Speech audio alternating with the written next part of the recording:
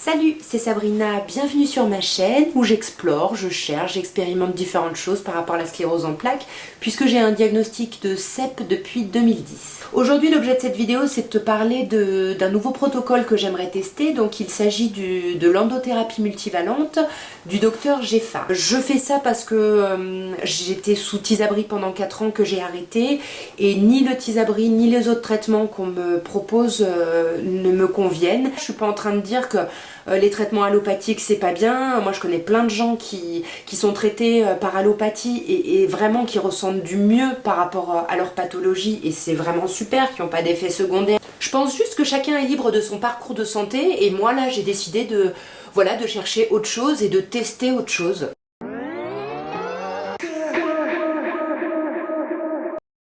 Salut, c'est Sabrina, on est le samedi 28 janvier 2017. Je suis à Talence parce que j'ai rendez-vous aujourd'hui avec le docteur Geffard à l'IRDPH, à l'IDRPTH, c'est ça, puisque j'ai décidé de commencer le traitement d'endothérapie multivalente. Le réveil a été super dur ce matin, je suis pas trop du matin.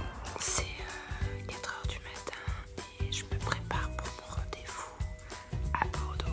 Pour prendre un train à 6 h. Il est 6 h du matin et je vais prendre mon train. J'espère qu'il va accepter que je filme pour qu'il puisse vous présenter lui-même l'endothérapie multivalente. Et puis s'il n'accepte pas, ben, je vous ferai moi mon petit débrief après.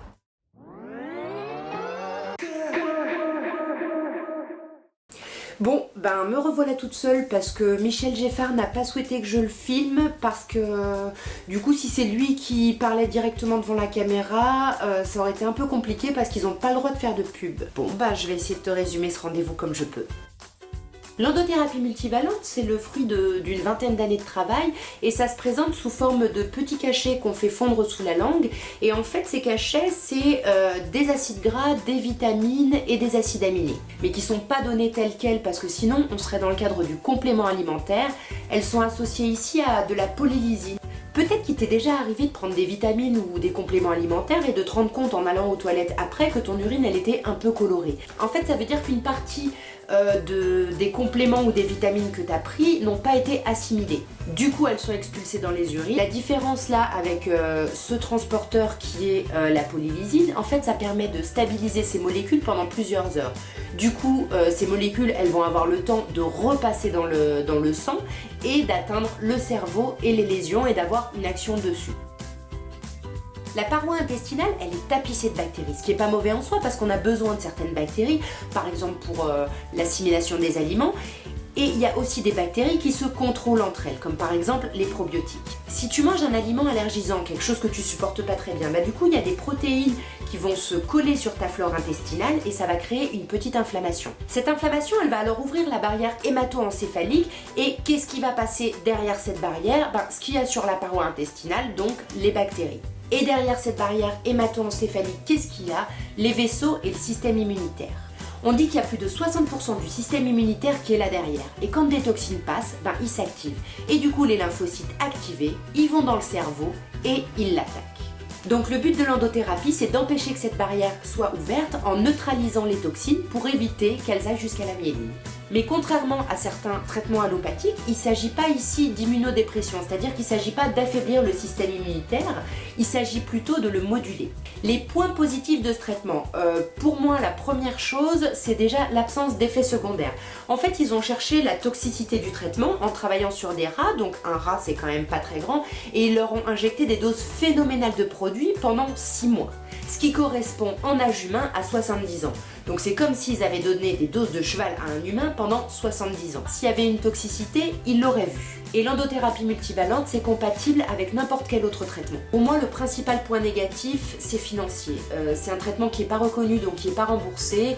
Et du coup, il faut payer les prises de sang, donc c'est 90 € à chaque fois. Et le traitement en lui-même, il faut compter à peu près entre 100 et 150 € par mois. Niveau pratico-pratique, comment ça se passe? En gros, il faut que tu te fasses prescrire par ton médecin une prise de sang, que tu envoies à l'IDR-PHT. Ensuite, à partir de là, ils te font ton immunobilan, donc un peu ton portrait robot, et à partir de là, ils te font ton traitement.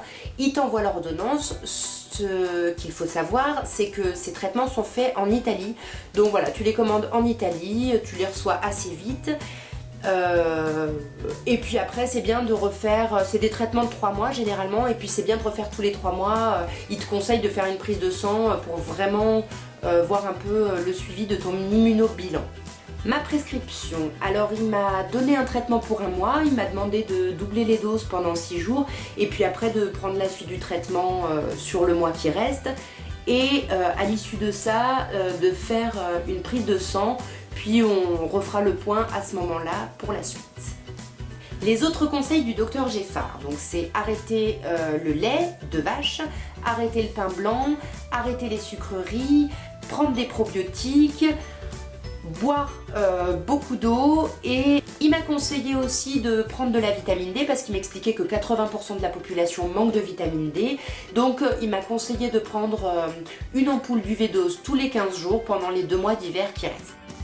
Voilà, c'est fini pour cette petite présentation. J'espère que tu as un peu compris quelque chose. C'était pas facile pour moi de la faire parce que voilà, je suis pas scientifique, je suis pas médecin, c'est pas du tout mon domaine.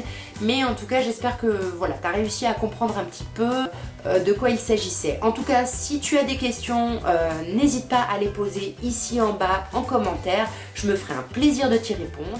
À bientôt!